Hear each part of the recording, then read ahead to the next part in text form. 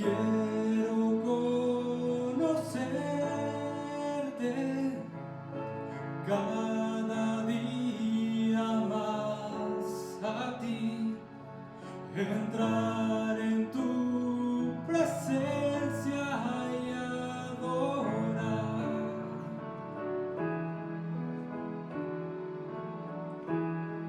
Revélanos tu gloria, deseamos ir mucho más en ti.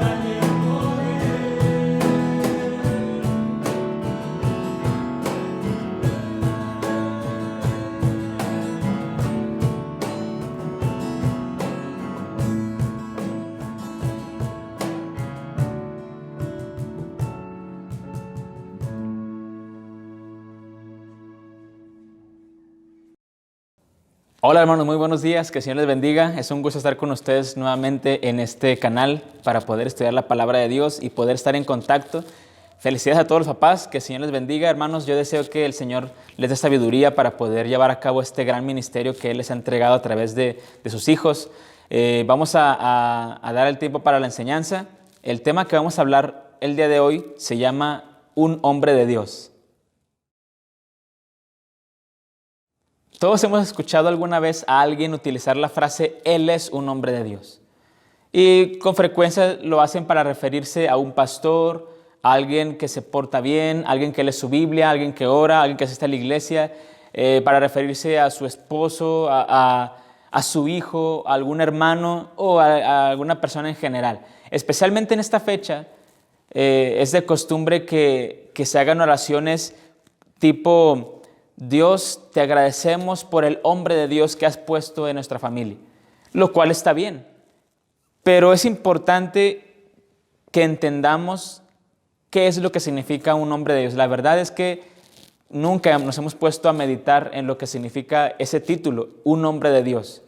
Cuando entendemos qué es lo que significa, nos daremos cuenta que es una enorme carga que este título conlleva.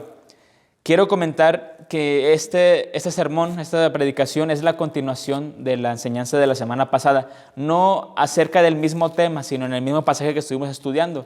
La semana pasada hablamos de Efesios capítulo 5, del versículo 1 al versículo 17. El día de hoy vamos a continuar con Efesios capítulo 5, versículos del 18 hasta el capítulo 6. El tema que vamos a ver hoy es un llamado para todos los cristianos, pero quiero enfocar especialmente la atención sobre los varones y especialmente a aquellos que son papás, aquellos que son cabezas de familia. Entonces, en la enseñanza de hoy quiero mostrarle 3 virtudes que son características de un hombre de Dios, 3 virtudes que caracterizan a un hombre de Dios. Vamos con la primera. Un hombre de Dios es un cristiano controlado por el Espíritu Santo. Esta primera virtud la encontramos, como dije hace un momento, en Efesios capítulo 5, versículo 18. Vamos a buscar ese pasaje. Dice la palabra de Dios, versículos 18 y 19, no os embriaguéis con vino, en lo cual hay disolución. Antes bien, sed llenos del Espíritu, hablando entre vosotros con salmos, con himnos y cánticos espirituales, cantando y alabando al Señor en vuestros corazones, dando siempre gracias por todo al Dios y Padre en el nombre de nuestro Señor Jesucristo. Al final leímos hasta el versículo 20. La característica principal, y quiero remarcar esta palabra principal, de un hombre de Dios es que su vida es llena del Espíritu Santo, su vida es controlada por el Espíritu Santo. ¿Por qué es la más importante? Bueno, porque a través de esta virtud él va a poder lograr obtener las demás virtudes. A través de esta característica, de esta condición, sobre todo, él logrará la plenitud de las demás virtudes. ¿Qué significa ser lleno del Espíritu Santo? Ahora, los puntos que voy a tocar en esta mañana no van a ser a profundidad, porque si fuera así, entonces nos tomaría un sermón por punto, pero tampoco quiero hablar livianamente de cada uno de los puntos. Primero, para poder ver esta virtud en un hombre de Dios, que es la principal, vamos a ver qué significa ser lleno del Espíritu Santo. A raíz de tantas denominaciones e ideas diferentes acerca de lo que esto significa, es importante entender qué es lo que realmente dice la Biblia. Ahora, este concepto ha perdido su significado y ha tomado una idea diferente. ¿Por qué es así? Bueno, cuando existe en nuestro contexto una denominación dominante, por decirlo de esta manera, una denominación que es más grande que las demás denominaciones, y ellos adoptan una idea, por el hecho de ser una denominación grande, dominante, se esparce esa idea en todos los demás círculos religiosos, por decirlo de esta manera, también, y se esparce con rapidez. Y como es lo que siempre se ha enseñado por muchos años en diferentes iglesias de esta denominación que es dominante, entonces es la idea que se adopta con frecuencia. Pero eso no quiere decir que sea correcto. Para poder hablar lo que significa ser lleno del Espíritu Santo, quisiera primeramente, a raíz de esta problemática de interpretación, quisiera hablar primeramente de lo que no es ser lleno del Espíritu Santo.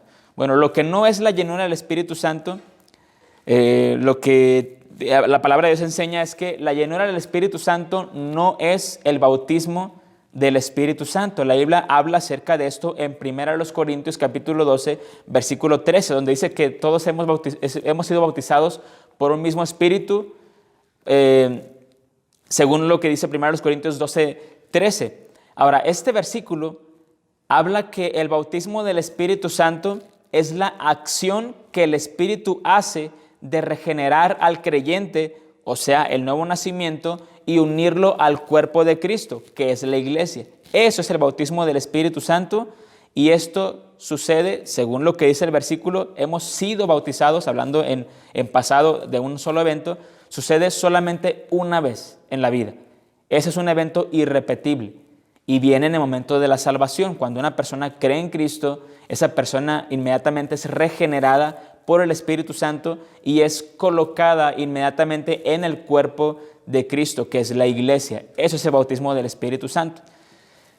Lo segundo que no es la llenura del Espíritu es que la llenura del Espíritu no es ser sellado con el Espíritu, no es ser sellado con el Espíritu Santo. De esto habla Efesios 1 del 13 al 14. Dice que una vez que hemos oído el evangelio de la salvación y hemos creído en él, dice que hemos sido sellados por el Espíritu Santo. ¿Pero qué significa ser sellado por el Espíritu Santo? Bueno, el ser sellado significa que Dios nos hace de su propiedad y da seguridad de salvación al creyente. Dios hace de su propiedad al creyente y le da seguridad de esa salvación. Claro, esta salvación viene por creer el evangelio. Y este sello del Espíritu Santo, esta propiedad y esta seguridad de salvación que Dios ofrece, lo garantiza con la presencia del Espíritu Santo en la vida del creyente. Eso es ser sellado del Espíritu Santo, y también es un evento que sucede una sola vez en la vida. Igual, según lo dice Efesios 1:13, una vez que hemos escuchado el evangelio, Dios nos hace de su propiedad, Dios nos da seguridad de salvación y la garantía de que le pertenecemos y la garantía de que estamos seguros en Él, estamos protegidos en Él, es la presencia del Espíritu Santo en nuestras vidas. Eso es ser sellado con el Espíritu Santo. Y eso no es la llenura del Espíritu. Lo tercero, la llenura del Espíritu no es una manifestación de dones espectaculares. No es una manifestación de dones espectaculares. El uso de los dones y la manifestación de ellos es muy aparte de la llenura del Espíritu. Algunos han confundido este evento diciendo que cuando una persona es llena del Espíritu es porque lleva a cabo la práctica de ciertos dones, como hablar en lenguas, como hacer sanidades, como hacer milagros, como tener visiones y otro tipo de dones que vienen listados en la palabra de Dios, don de profecía, ese tipo de dones, ¿no? Pero eso es un caso muy aparte. ¿Por qué? Porque en 1 Corintios capítulo 12, versículo 11, usted si quiere puede pausar este video y checar estos versículos. No quiero ir a leerlos tanto porque vamos a durar un poquito en este tema. 1 Corintios capítulo 12, versículo 11 nos dice que el Espíritu Santo reparte los dones espirituales individualmente como Él quiere, según su voluntad. Entonces el Espíritu no toma en cuenta la vida espiritual de la persona, no toma en cuenta si hace cosas buenas o hace cosas malas. Él toma en cuenta el simple hecho de que esa persona es su hijo, es hijo de Dios, pertenece a Él y el Espíritu habita dentro de esa persona. En pocas palabras, es un cristiano. Todos los cristianos tienen dones espirituales, todos, sin excepción. Y el Espíritu reparte soberanamente sobre cada creyente, no tiene que ver con un nivel espiritual. Y 1 Corintios capítulo 1, versículos del 5 al 7, en ese pasaje Pablo les dice a los corintios que ellos no carecían de ningún don. Ellos tenían todos los dones. De hecho, en esta carta donde se habla acerca de los dones espirituales con mayor magnitud. Pero en esa misma carta, 1 Corintios capítulo 3, versículo 1, Pablo les dice, ustedes son carnales. Tengo que hablarles como carnales, como aquellos que se dejan llevar por las pasiones de la carne, por el pecado, y no como espirituales. ¿Qué significa esto? Que aunque ellos tenían todos los dones espirituales, no tenía que ver con su nivel espiritual, no tenía que ver con que si ellos eran llenos del Espíritu o si ellos eran manipulados o dirigidos por la carne, no tenía nada que ver en absoluto. Por lo tanto, ser lleno del Espíritu no tiene nada que ver con la manifestación y el uso de los dones espirituales. Es algo muy aparte, esto no depende de cada uno. Entonces, una vez entendido que ser lleno del Espíritu no es el bautismo del Espíritu Santo, ni es ser sellado del Espíritu, ni es la manifestación de dones espectaculares. Ahora vamos a ver qué es la llenura del Espíritu. Ser lleno del Espíritu significa ser controlado total y absolutamente por Él, para hacer su voluntad y producir su fruto sin ninguna limitación. Eso es ser lleno del Espíritu, cuando un creyente es controlado absolutamente y totalmente por el Espíritu Santo, el cual lo guía a hacer la voluntad de Dios y el cual le permite manifestar el fruto del Espíritu sin ninguna limitación. Eso es ser lleno del Espíritu Santo. Tiene que ver con carácter, no tiene que ver tanto con una manifestación de algo como los dones, sino más bien con el carácter, el cual lo lleva a la acción. Eso es la llenura del Espíritu. Y esta acción de ser lleno del Espíritu es una acción repetible y continua en la vida del creyente. O sea, no sucede solamente una vez, sucede muchas veces. Esa es la llenura del Espíritu. Ahora, en este pasaje de capítulo 5, versículo 18, dice: no os embriaguéis con vino, en lo cual hay disolución. Antes, bien, sed llenos del Espíritu. Pablo en este versículo hace un contraste entre el no se embriaguen con vino. Hace este contraste entre el embriagarse con vino y ser lleno del Espíritu Santo. La pregunta es: ¿por qué hace este contraste? Bueno, porque los dos indican ser controlados por algo, o en este caso, por alguien. Por eso hace este contraste. Hay muchos versículos que podemos utilizar para poder explicar claramente qué significa embriagarse con vino, aunque literalmente eso significa, pero también tiene una connotación espiritual, pero no vamos a ver todo esto porque eso sería profundizar y eso tendría que ser un tema completo, este único punto para un sermón. Como les dije, no vamos a profundizar en esos puntos, pero tampoco vamos a hablar livianamente. Entonces, Pablo hace un contraste entre embriagarse con vino y ser lleno del Espíritu. Este contraste es para demostrar que la vida de las tinieblas, como lo hablábamos la semana pasada en los versículos anteriores de capítulo 5, la vida de las tinieblas se caracteriza por un control de las pasiones carnales, que es lo que se refiere el embriagarse con vino. Mientras que una vida de luz, recuerde que como cristianos debemos andar como hijos de luz, porque ahora somos luz en el Señor. Ese estilo de vida de luz es caracterizado por el control y la llenura del Espíritu Santo. Por lo tanto, cuando Pablo dice no os embriaguéis con vino, sí, significa literalmente que nosotros no debemos ser dados a la borrachera. Literalmente significa esto, pero también según lo que dicen otros pasajes, por ejemplo, comparándolo con Gálatas capítulo 5, versículo 16, dice: digo pues, andad en el Espíritu y no proveas o no satisfagas los deseos de la carne. Satisfacer los deseos de la carne tiene que ver con vivir este estilo de vida, como lo dice Pablo aquí en Efesios, de embriagarse. O sea, el embriagarse es estar lleno, estar controlado o intoxicado, en este caso, por la sustancia del vino. Eso es el contraste que hace Pablo, el ser controlado por las pasiones carnales, que conlleva también la borrachera, literalmente, y el ser controlado con el Espíritu. Ahora, esto es un mandamiento en dos sentidos. En el sentido negativo, el mandamiento es no te llenes de vino. Y en sentido positivo, el mandamiento es llénate del Espíritu. Estos dos verbos, embriagarse y llenarse, están conjugados en un presente imperativo. Este modo de conjugación significa que es un mandato que implica una acción continua o repetida. En pocas palabras, Pablo dice: deja de llenarte de vino, deja de llenarte de vino, no lo hagas más, no lo repitas. Pero en el otro sentido, en el sentido positivo, Pablo está diciendo, llénate del Espíritu. Hazlo continuamente, repetidamente, durante toda tu vida. Eso es lo que Pablo está diciendo acerca de la llenura del Espíritu Santo. Ahora, la vida llena del Espíritu no es un estilo de vida de prohibiciones, no tiene que ver con un estilo de vida de negativismo. No se trata de no poder hacer ciertas cosas, sino más bien la vida controlada por el Espíritu Santo nos habla de una verdadera libertad, una libertad de las pasiones pecaminosas, de las pasiones carnales y de una libertad de yo poder vivir la voluntad de Dios sin ninguna interferencia, sin ningún impedimento. Ese es el estilo de vida de la llenura del Espíritu. Como les digo, no se trata de prohibiciones. No puedo hacer esto, no puedo hacer aquello, no puedo hacer lo otro. No. La vida llena del Espíritu Santo no tiene nada que ver con eso.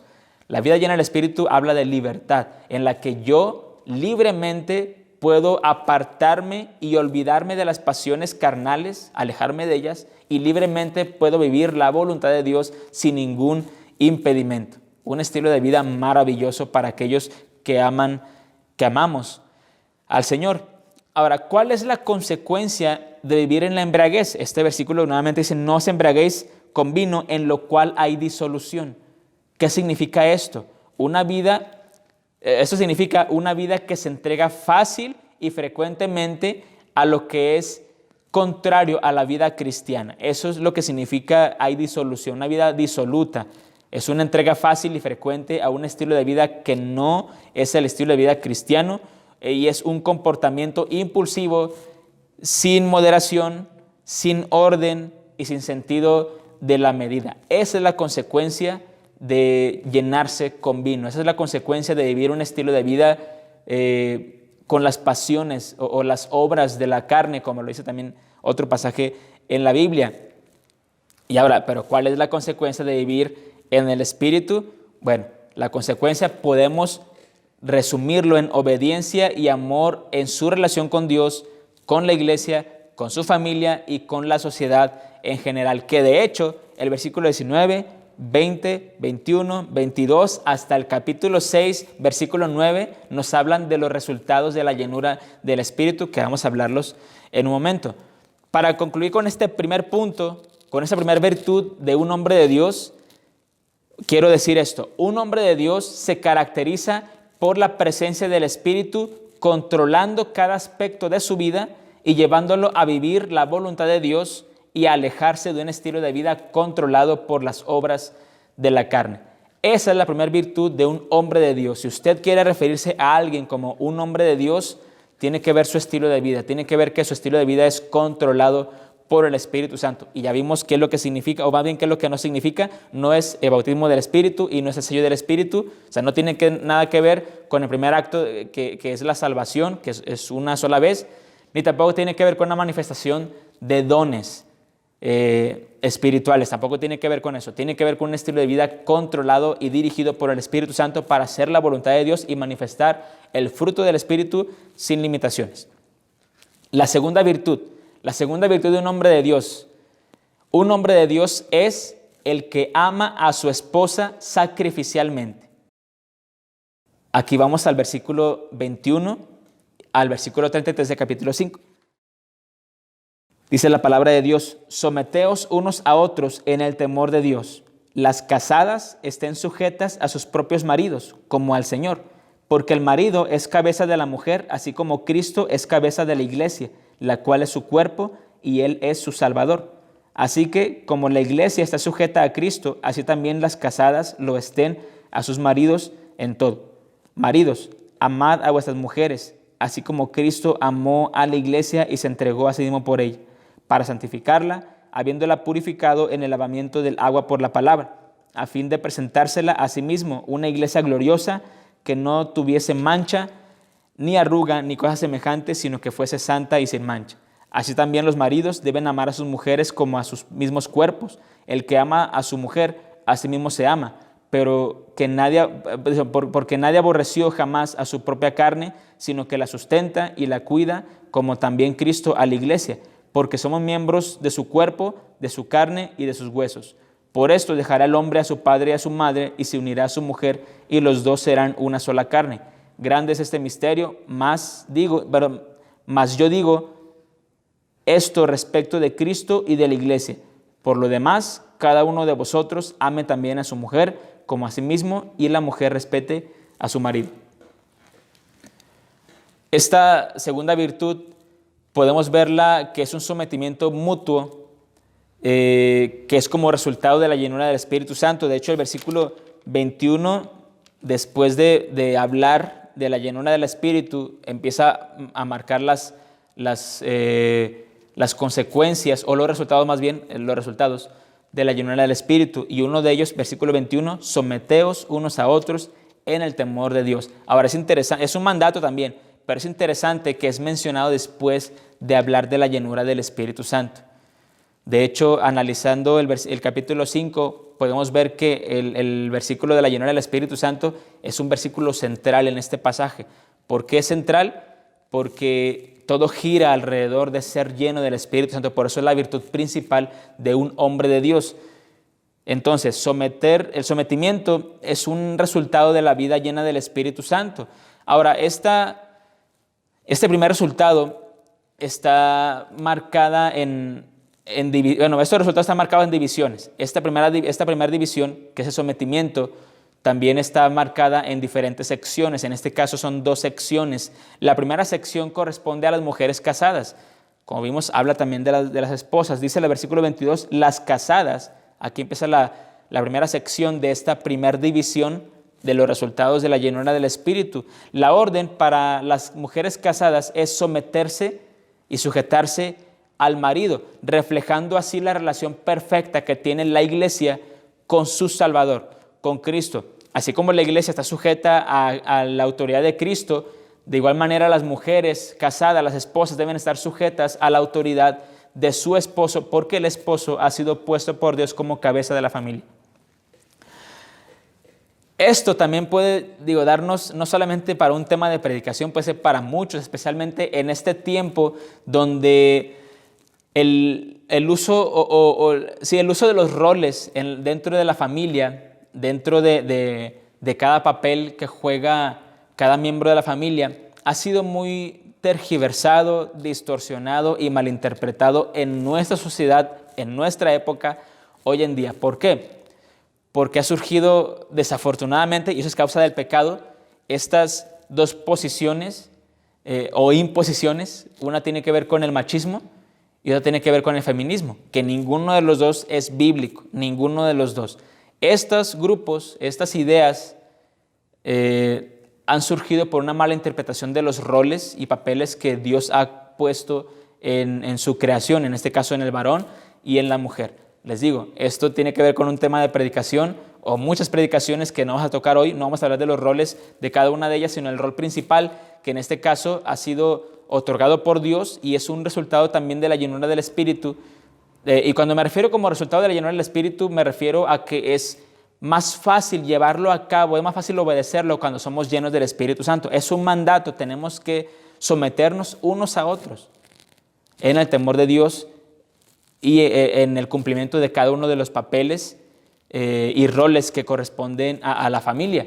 Pero el hecho de ser lleno, ser controlado por el Espíritu Santo facilita muchísimo ese estilo de vida. Por eso Pablo, él entiende que es completamente imposible que un creyente pueda vivir en la luz, que un creyente pueda vivir separado del pecado, que un creyente pueda imitar a Dios, que un creyente pueda dejar de ese estilo de vida de embriaguez o de ser lleno por algo, por alguien negativamente, y de un sometimiento. Él entiende que es imposible por los propios esfuerzos humanos. Por eso él habla acerca de la llenura del Espíritu, siendo inspirado por Dios. Entonces la primera sección corresponde a las mujeres casadas. Les dice, mujeres, sujétense a sus maridos, sométanse a sus maridos, porque el marido es cabeza de la mujer, y eso tiene muchas implicaciones que usted puede estudiarlas aquí en la palabra de Dios. Ahora, usted como mujer, hermana, usted puede cambiar el título de este tema. En vez de ser o cómo ser un hombre de Dios, usted puede decir cómo ser una mujer de Dios. Una mujer de Dios es aquella que juega su papel con gozo de sujetarse y someterse a la autoridad de su esposo. La segunda sección de esta primera división de los resultados del Espíritu, de la llenura del Espíritu, corresponde a los hombres casados. La orden es: demuestren sometimiento al amar a sus esposas, reflejando la relación que Cristo tiene con su esposa, que es la iglesia. Ahora, así como Cristo amó a su esposa, ama a su esposa, entregando su vida completamente por ella, así el esposo debe demostrar su amor por su esposa. ¿Cómo? Entregando su vida por ella, entregando su vida por ella. Este punto es crucial para el hombre, hermano. Este punto es crucial para nosotros. ¿Por qué? Porque lo que nos va a convertir en hombres de Dios no es el hecho de que llevemos dinero a la casa, no es el hecho de que compremos la despensa para toda la quincena o para la semana o para el mes, como usted acostumbre. Eso no es ser un hombre de Dios. Claro, es importantísimo y es parte de nuestro rol como hombres, ser proveedores, ser cuidadores, ser protectores de la familia. Pero eso no es garantía de que somos hombres de Dios. Entonces, ¿cómo puedo yo comportarme como un verdadero hombre de la casa?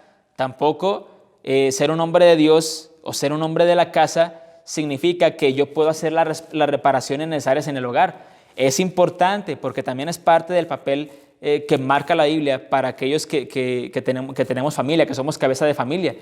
Pero eso no va a convertirnos en hombres de Dios, el hecho de proveer para necesidades o hacer algunas reparaciones en casa. No, eso no nos convierte en hombres de Dios. Lo que nos va a convertir en hombres de Dios es amar perfectamente a nuestras esposas. Amar perfectamente a nuestras esposas. ¿Por qué? Porque el matrimonio debe reflejar la relación que hay entre Cristo y su iglesia. Como hijos de Dios, el matrimonio no es una oportunidad para formar una familia, no es una oportunidad para vivir con la persona que amamos. El matrimonio no es voy a decirlo así porque es lo que muchos jóvenes ahora esperan. El matrimonio no es una vía de escape de la autoridad de los padres, ni una vía de escape de las reglas de casa para yo poder vivir como yo quiera con mis propias reglas. No, eso no es el matrimonio. Quizá lo sea para los inconversos, pero para un creyente no debe ser así, porque entendemos que el matrimonio es la primera institución establecida por Dios en el libro de Génesis, y Dios la estableció en el momento más indicado, más hermoso y más, quiero usar esa frase, más perfecto en el momento en la vida de la humanidad, y es en el momento que no había pecado en el mundo. El matrimonio no es una institución humana, ni mucho menos una institución establecida dentro de la caída del hombre, porque si fuera así, entonces el matrimonio no provendría de Dios y el matrimonio no tendría principios divinos y perfectos ni santos. ¿Por qué? Porque habría sido creado con una mentalidad ya distorsionada por causa del pecado, pero no fue así. Dios la creó en el momento en que el hombre y la mujer eran completamente inocentes, santos, sin pecado, porque aún no había pecado.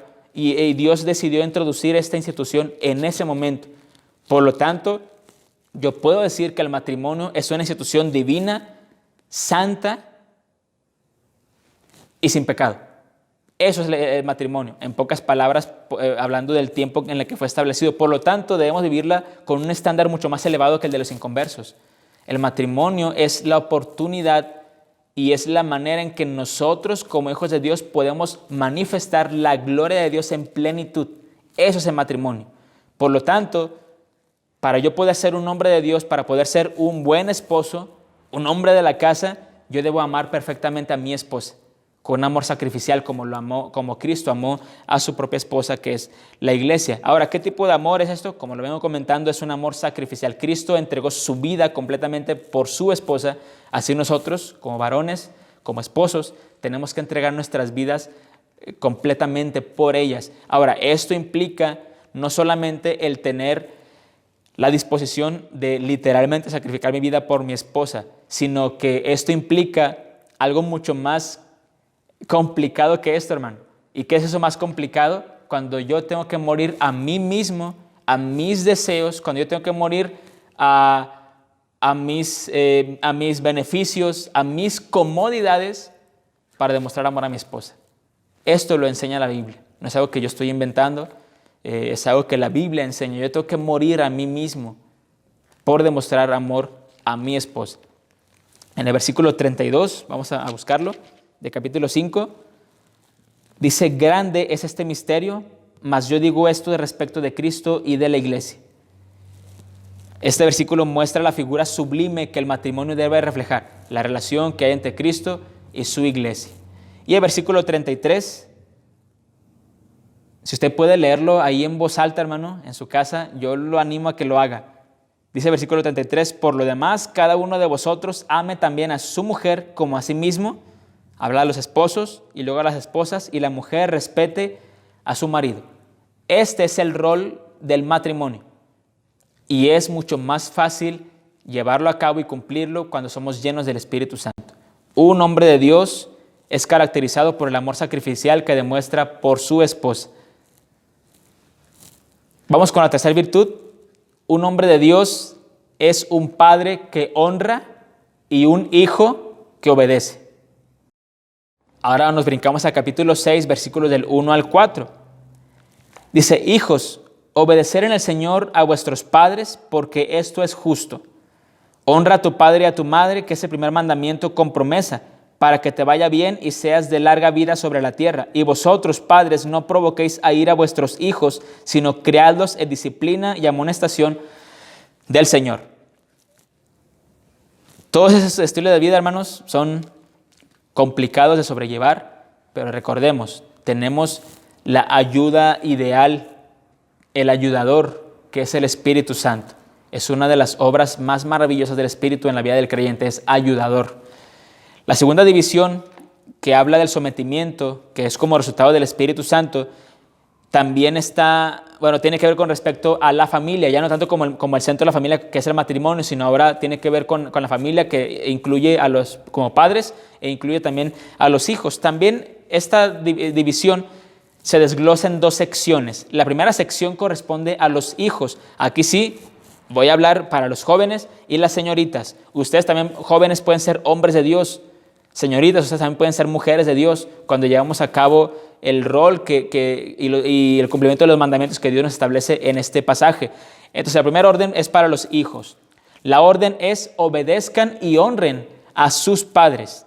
Pablo hace recordar el quinto mandamiento de la ley, que es: honra a tu padre y a tu madre, pero también recuerda que este mandamiento tiene promesa. ¿Cuál es esta promesa?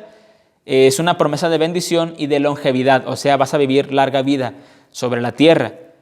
Es una promesa que el Señor hace para aquellos que obedecen sus mandamientos, en especial este mandamiento que tiene que ver con honrar a los padres para los hijos. Entonces, esta orden, y quiero ser muy claro con ustedes, jóvenes, esta orden significa que los hijos, y quiero ser claro porque la Biblia es clara, los hijos deben colocarse bajo la autoridad de sus padres por voluntad propia. Jóvenes, señoritas, ustedes que viven bajo el techo de papá y mamá, ustedes que pagan sus estudios con el dinero de sus padres, ustedes que tienen sus objetos, sus objetos valiosos como su celular, su computadora, su ropa, su iPad, sus zapatos, todo eso que lo han adquirido con dinero de sus padres. Ustedes, hijos, están obligados por el Señor a someterse bajo la autoridad de sus padres. A ustedes, hijos, sin cuestionar ningún mandato de ellos. ¿Por qué? Porque ellos son la autoridad puesta por Dios. Tú debes, joven, señorita, someterte bajo la autoridad de tus padres sin cuestionar ninguno de sus mandamientos, ningún mandato dado por ellos. Si tus padres te piden lavar los trastes, si tus padres te piden ir a la tienda, si tus padres te piden que le des de comer a tus mascotas o cualquier otra labor doméstica, tienes que hacerlo. ¿Por qué? Porque tú debes someter tu voluntad bajo la autoridad de tus padres. Ellos son tu autoridad. Ahora, en ese momento que ellos te piden que hagas algo, no importa qué estés haciendo, no importa si estás haciendo otra cosa, no importa qué es lo que hagas, tú tienes que ir en ese momento, tienes que obedecer. Eso es la obediencia. Ahora, ahorita puede haber algunas quejas de parte de los hijos. Es que mi papá, mi mamá. Bueno, ahorita vamos a hablar para los padres también. Pero ahorita estamos hablando de los hijos. La Biblia nos enseña que debemos someter nuestra voluntad a la autoridad de los padres. Si ellos nos piden hacer algo, tenemos que hacerlo.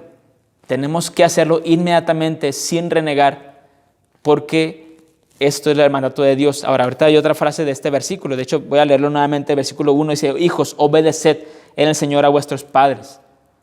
Cuando dice obedeced en el Señor, significa algo muy importante. Tienes que obedecerlo porque Dios lo está pidiendo.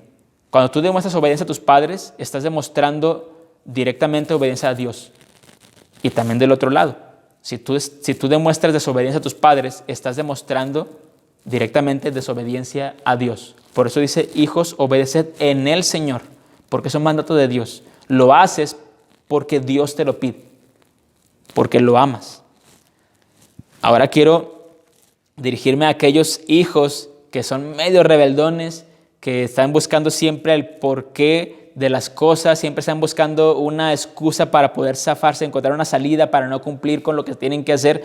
Hijos, ustedes, ¿por qué tienen que hacerlo? Dice versículo 1, porque esto es justo. Porque esto es justo. No solamente es bueno, es justo. Tú obedeces a tus padres porque Dios te lo pide. Y esto es justo. Justo en el aspecto de que Dios te lo está pidiendo y tú le debes toda tu obediencia a Dios. Y justo en el aspecto de que tus padres merecen toda tu obediencia. No importa si tus padres lleven un comportamiento que no agrada al Señor. No importa que tus padres lleven un estilo de vida que no es correcto. No importa que tus padres sean injustos. Ellos son la autoridad y tú tienes que obedecerlos porque Dios te lo pide y porque esto es justo. ¿En qué me refiero también con decir esto es justo? Ellos te han dado todo. Todo lo que tú tienes es de tus papás, no es tuyo. Si tú vives en esa casa bajo el techo de tus padres, esa casa no es tuya, es de tus padres. Si ellos te pusieron cama, si ellos te pusieron un closet, si ellos te pusieron una habitación, una recámara, si ellos te pusieron ropa, zapatos, si ellos te pusieron un celular, si ellos te pusieron una computadora, ahora si tienes más tecnología, un iPad, cualquier tipo de tablet, audífonos, si ellos te compraron eso con su dinero, joven, señorita, no es tuyo, es de tus padres y ellos deciden cuándo quitártelo en cualquier momento y el tiempo que ellos decidan, porque es de ellos. Tú eres su hijo y debes obedecer y acatar las reglas que ellos te imponen. No importa qué estilo de vida lleven ellos, tú debes obedecer, porque esto es justo, porque el Señor lo ordena y ellos te han dado todo. En Colosenses capítulo 3 versículo 20 agrega al mismo mandamiento esta frase: esto agrada al Señor. Cuando tú obedeces a Dios, estás agradando a Dios. Perdón, cuando obedeces a tus padres, estás agradando a Dios. Lo obedeces a Él y le agradas. Joven, ¿quieres ser un hombre de Dios? Aprende a obedecer a tus padres para que luego puedas aprender a amar a tu esposa. Señorita, ¿quieres ser una mujer de Dios? Aprende a obedecer a tus padres para que luego puedas sujetarte y someterte a la autoridad de tu esposo. Si tú eres un hijo que no obedece a su papá, a su mamá, te lo digo así, tú no puedes casarte. Señorita, si tú eres una hija que no obedece a su papá, a su mamá, tú no puedes casarte. No estás lista. Tienes que aprender a someterte a Dios, a la autoridad de Dios, para que puedas someterte a la autoridad de un varón, o en este caso para que puedas someterte, varón, no a la autoridad de la mujer, como mexicanos, esto está mal, sino más bien al amor sacrificial hacia una esposa. Honra a tu padre y a tu madre, esa es la siguiente parte de este mandamiento. Después dice que es el primer mandamiento con promesa. Honra a tu padre. ¿Qué significa la honra? Porque es diferente la honra a los padres que la obediencia a los padres. Recuerda, la obediencia tienes que hacerlo, es someter tu voluntad a la autoridad de tus padres. Eso es obedecer. Pero ¿qué significa la honra? ¿Qué significa honrar a papá y qué significa honrar a mamá? Bueno, esto tiene que ver en dos sentidos. Número uno, la honra habla de la actitud correcta con la que tienes que obedecer. La obediencia tiene que ver con acción, pero la honra tiene que ver con actitud. Tú tienes que obedecer a tus padres, tienes que hacerlo inmediatamente, pero cuando Dios habla de honrarlos, tienes que hacerlo con una actitud correcta, sin renegar, no sé si se diga así correctamente, pero mi mamá decía sin chupar los dientes, hacer esto. Espero que se distinga ahí en la grabación. Sin hacer eso, habla de una actitud correcta. una actitud de gozo y de disposición para poder obedecer a los padres. Eso es la honra. La honra siempre, la obediencia siempre tiene que ir con una actitud correcta. Y la segunda connotación que la honra significa es que se refiere a dar a los padres la atención que necesitan sus circunstancias personales. Dar a los padres la atención que necesitan sus circunstancias personales. ¿Qué implica esto? No provocar preocupación a los padres, más de la necesaria. ¿Qué significa esto? Por ejemplo, hijos, sus padres siempre se van a preocupar por ellos. Sus papás saben que incluso sus papás, a los que aún los tienen, se siguen preocupando por ellos. Cuando yo me vine aquí a Chihuahua, mi mamá y mi papá se preocupaban por mí, aunque yo no estuviera viviendo con ellos. Los padres siempre se van a preocupar, aún si tengas 50, si tengas 60 años, sus padres siempre se van a preocupar por ti. Pero la honra a los padres implica no provocar preocupación en ellos más de la necesaria. Por ejemplo, si ellos te dicen, llega a las 10 de la noche, no puedes llegar más tarde, bueno, tienes que hacerlo porque ellos son tus papás y son tu autoridad y tienes que obedecerlos. Pero también tienes que hacerlo porque el no hacerlo, además de desobedecer, vas a provocar una preocupación mayor que no es necesario hacerlo. ¿Dónde estará mi niña que no ha llegado? Ya son las 12 de la noche y no me contesta el celular. ¿Dónde estará mi niño que no ha llegado? Ya es la 1 de la mañana y no me contesta el celular. No, la honra a los padres, además de que es obediencia en acción, la honra a los padres implica no provocar una preocupación más de la necesaria. Hijo, no preocupes a tus padres más de lo que ellos se preocupan por ti, por ser tus padres. Lo segundo que implica honrar a los padres es no provocar tristeza por alguna deslealtad. No provocar tristeza por alguna deslealtad. Tus padres, una vez que tú has entrado a la adolescencia y a la mayoría de edad, ellos te van a poner sus reglas. Tú no me vas a salir de esta forma. Tú te vas a salir de esta casa casada. Tú vas a hacer esto. Tú me cumples con esto. Tienes que obedecer. Tienes que obedecer. Porque Dios te lo ordena y tus padres son tu autoridad. Pero la honra implica no provocar una tristeza por alguna deslealtad. Piensa en cualquier deslealtad que puedas provocar a tus padres y no lo hagas, porque eso es honrar a tus padres, no provocar una tristeza por alguna deslealtad. Otra cosa que implica la honra a los padres es consolarlos cuando hay aflicción. Si tu papá, si tu mamá está en aflicción, tú como hijo, para poder honrarlos, tienes que demostrar una actitud de empatía hacia ellos. Tienes que consolarlos. Tienes que consolar a tus padres cuando ellos tienen alguna dificultad. Ve a ellos, consuélalos, ora por ellos, compárteles un pasaje de la palabra de Dios. No digas, ay, mi mamá ya va a llorar otra vez, ay, mi papá ya va a llorar otra vez. No. Honra a tus padres, consuélalos cuando ellos lo necesiten. Otra cosa que implica la honra a tus padres es mostrarles cariño que necesitan. Yo sé que para nosotros como hijos es muy complicado. Para los adolescentes es mucho más complicado, pero tienes que mostrarles cariño, el cariño que ellos necesitan. Sus padres también necesitan cariño de sus hijos. Hijo, honra a tu padre demostrándole cariño. Hija, honra a tu padre demostrándole cariño. Hijos, joven y señorita, varón y mujer, honren a su papá, honren a su mamá, mostrándoles cariño que ellos necesitan. Y por último, también lo que implica la honra a los padres es dar un cuidado físico o económico cuando las circunstancias lo ameriten. A lo mejor te va a tocar hacerlo ya teniendo tu familia, o hermano, hermanas, usted que ya tiene su familia y tiene a sus padres. Honrar a los padres implica ayudarles en sus necesidades físicas y sus necesidades económicas. Hijos, ustedes que aún no están casados y viven con sus papás, va a llegar un momento en que ustedes tienen que atender a sus padres física y económicamente. Eso es parte de la honra. Enviar a mamá, enviar a papá a un asilo no es correcto, no es honra a los padres. No es honra a los padres. Un hombre de Dios es un hijo obediente que se somete a la autoridad de sus padres. Ahora sí pasamos a la segunda sección, que va dirigida a los padres. La orden es: no provoques a ira a tus hijos, sino críalos según la disciplina e instrucción de Dios. Según lo que dice el versículo 4. Y vosotros, padres, no provoquéis a ira a vuestros hijos, sino criadlos en disciplina y amonestación del Señor. ¿Qué significa esto? No provocar a ira a los hijos. Vamos a ver primero esta primera parte del versículo. No provocar a ira a vuestros hijos significa no abusar de nuestra autoridad regañándolos ásperamente. No abusar de nuestra autoridad regañándolos ásperamente. Eso significa no provocar ira a vuestros hijos. Ahora, cuando un padre es injusto, es inflexible o es severo, está en constante peligro de provocar o amargar a sus hijos. Padres, tenemos que tomar en cuenta esto. No podemos ser injustos, no podemos ser inflexibles, no podemos ser severos. Claro, la disciplina es muy importante y aquí vamos a verlo más adelante. La disciplina es muy importante, pero la disciplina no tiene que ser injusta, ni inflexible, ni severa.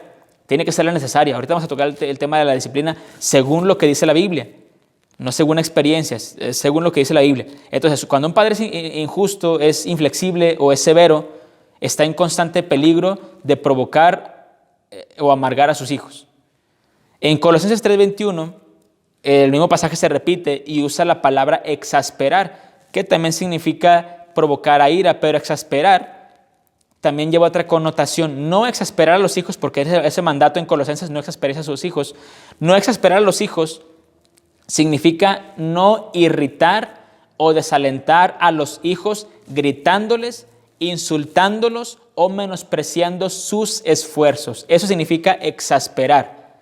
Voy a repetirlo, exasperar, o más bien no exasperar a los hijos, significa no irritarlos, no desalentarlos, no gritarles y no insultarlos o menospreciar sus esfuerzos. Eso significa exasperar, o más bien no exasperar a los hijos. Padres, tenemos el mandato de Dios de no provocar a ira a los hijos y de no desalentarlos, de no exasperarlos, no irritarlos o desalentarlos, gritándoles, insultándolos o menospreciando sus esfuerzos, sus trabajos. Muchos padres cometen el error gravísimo de tratar a los hijos con furia o con agresión, pensando que de esa manera van a forjar un carácter varonil o que de esa manera van a poder aprender a enfrentar mejor las problemáticas de la vida.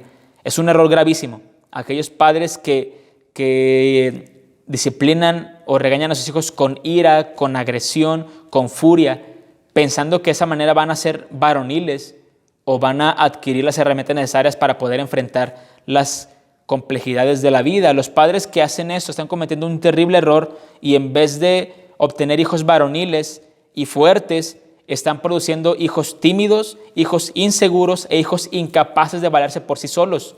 Están dañando a sus hijos terriblemente. Padres, no caigamos en este error. Dañamos a los hijos terriblemente cuando hacemos esto, cuando los provocamos a ira o cuando los exasperamos. Quiero aclarar algo que la Biblia enseña.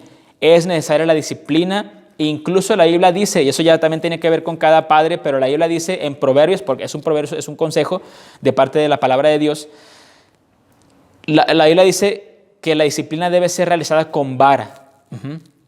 Es lo que la Biblia dice. Ya depende de cada uno de los padres. Pero lo que está implicando este pasaje es la disciplina necesaria para los hijos. El peligro de la sociedad de hoy, de los padres, se me fue la palabra, de los padres de hoy, es que no quieren regañar en absoluto a los hijos.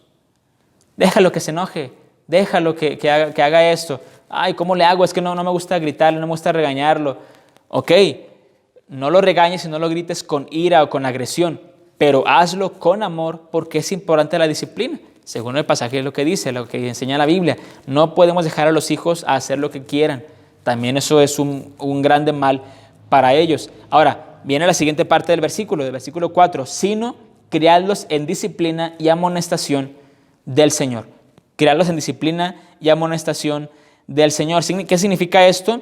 Hay que instruirlos en el camino de Dios y hay que disciplinarlos como Dios ordena, correctamente. Dios ordena que los hijos sean criados con principios que los lleven a temer a Dios y que los lleven a vivir piadosamente y también a tener un amor por Dios por encima de todas las cosas. Eso es lo que Dios ordena. Padres, críen a sus hijos en el temor de Dios. Padres, críen a sus hijos para llevar una vida piadosa, y padres, críen a sus hijos para que aprendan a amar a Dios por encima de todas las cosas.